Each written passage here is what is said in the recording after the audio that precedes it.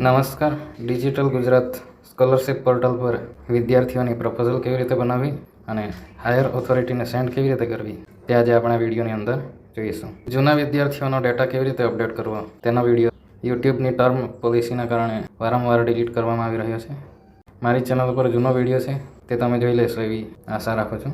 વિદ્યાર્થીઓનો data complete થઈ જાય ત્યારબાદ પ્રપોઝલ કેવી રીતે તૈયાર કરવી અને સેન્ડ કરવી તે વિશેની માહિતી આજે તમને આ વિડીયોની અંદર મળી જશે.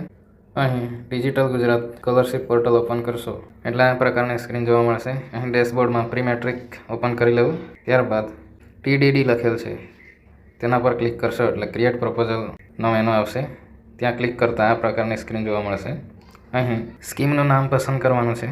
ધોરણ 1 થી 8ના બાળકો માટે એકદમ છેલ્લો ઓપ્શન તમને જોવા મળશે.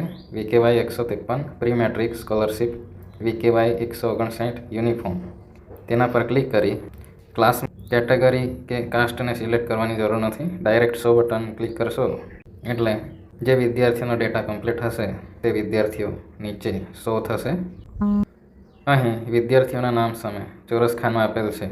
સૌથી ઉપરના ખાના પર ક્લિક કરશો એટલે બધા ખાના સિલેક્ટ થઈ જશે. ત્યારબાદ add to proposal from grade પર ક્લિક કરશો એટલે 10 બાળકો પ્રપોઝલ ગ્રેડમાં એડ થઈ જશે. આવી રીતે વારાફરતી 10 બાળકોને તમે પ્રપોઝલ ગ્રેડમાં એડ કરી શકો છો. બધા વિદ્યાર્થીઓ ગ્રેડમાં એડ થઈ જાય ત્યારબાદ નીચે જોઈ શકો છો પ્રિન્ટ પ્રપોઝલ અને સેન્ડ હાયર ઓથોરિટીના બટન આપેલ છે. અહીં તમારે પ્રપોઝલને પ્રિન્ટ કરવી હોય તો પ્રિન્ટ બટન પર ક્લિક કરશો એટલે પોપઅપ મેનુ ઓપન થશે.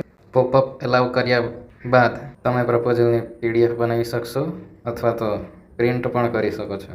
આટલું થઈ ગયા બાદ સેન્ડ હાયર ઓથોરિટી લખેલ છે તેના પર ક્લિક કરશો એટલે your proposal with request number is send to higher authority એવો મેસેજ શો થશે.